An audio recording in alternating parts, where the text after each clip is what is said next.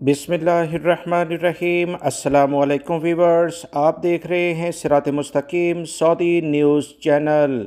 Saudi हुकूमत ने चांद नज़र आने के साथ ही प्राइवेट सेक्टर्स में गैर मुल्की अफराद और सऊदी शहरियों के लिए छुट्टियों का एलामिया जारी कर दिया है।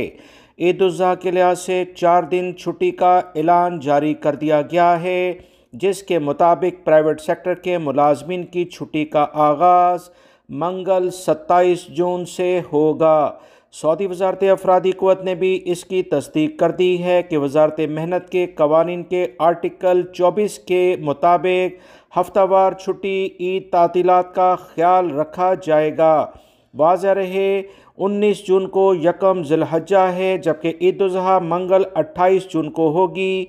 27, 28, 29 और 30 जून को सऊदी अरब में प्राइवेट सेक्टर्स में तमाम गैर मुल्की अफराद को छुट्टी अनाउंस कर दी गई है।